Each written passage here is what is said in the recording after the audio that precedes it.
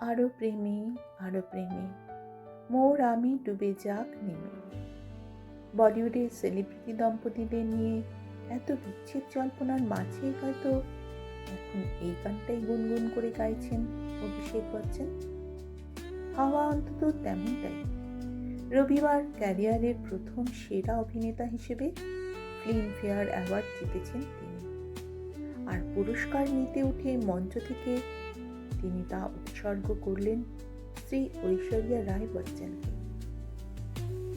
উল্লেখ করলেন মেয়ে আরাধ্যার কথাও। আবেগ বিহ্বল কণ্ঠে অভিষেক বললেন, ঐশ্বরিয়া আর আরাধ্যা, তোমাদেরকে ধন্যবাদ আমাকে স্বপ্ন পূরণের পথে এগিয়ে দেওয়ার জন্য। আশা করি এই পুরস্কারের মধ্যে দিয়ে তোমরা নিজেদের ত্যাগের সার্থকতা খুঁজে পাবে। তোমাদের জন্যই আমি আজ এখানে দাঁড়িয়ে। বাবাকে স্মরণ করতেও ভোলেননি অভিষেক। বাবা মেয়ের কাহিনী নিয়ে তৈরি এই ছবি আই ওয়ান্ট টু টক এর জন্য অভিষেক বচ্চন সেরা অভিনেতার পুরস্কার পেয়েছেন।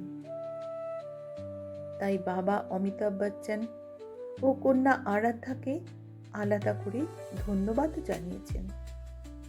যে ছবির জন্য অভিষেক ক্যারিয়ারের প্রথমবার ফিল্মফেয়ার অ্যাওয়ার্ড, সেই আই ওয়ান্ট টু টক ছবির কাহিনী মন ছুঁয়ে যাওয়া। সুজিত সরকারের এই সিনেমার মূল বিষয় জীবনের প্রান্তবেলায় দাঁড়িয়ে এক অসুস্থ বাবা মেয়ের সঙ্গে সম্পর্কে নতুন করে শান দিতে আগ্রহী। কিভাবে তারা ফের একে অপরকে জড়িয়ে বাঁচবে, সেটাই পরতে পরতে উঠে এসেছে গোটা সিনেমা জুড়ে। বাবার চরিত্রে তুখোড় এবং মন কাড়া অভিনয়ই জুনিয়র বচ্চনকে সেরা অভিনেতার পুরস্কার এনে দিয়েছে। রবিবার সেই পুরস্কার হাতে নিয়ে আবেগে ভেসে গেলেন অভিষেক। বললেন, গত 25 বছরের এই পুরস্কারটা পাওয়ার স্বপ্ন বুকের ভেতর লালন করে এসেছি, আজ সত্যি হলো। আমার চেয়েও আমার পরিবার বেশ খুশি।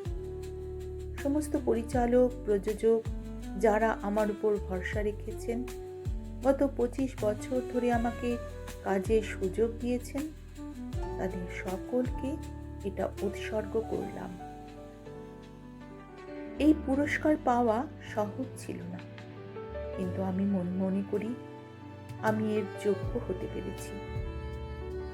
অভিষেকের এসব বক্তব্য নিয়ে এত চর্চার বিশেষ কারণ একটি, বেশ খানিকটা সময় ধরে তার স্ত্রী, প্রাক্তন মিস ওয়ার্ল্ড তথা বলিউডের প্রতিভাবান অভিনেত্রী ঐশ্বরিয়া রায় বচ্চনের মধ্যে দূরত্ব ও বিচ্ছেদ জল্পনা যেভাবে ছড়িয়েছে, তাতে অভিষেকের এই পুরস্কার স্ত্রীকে উৎসর্গ করার অর্থ আলাদা।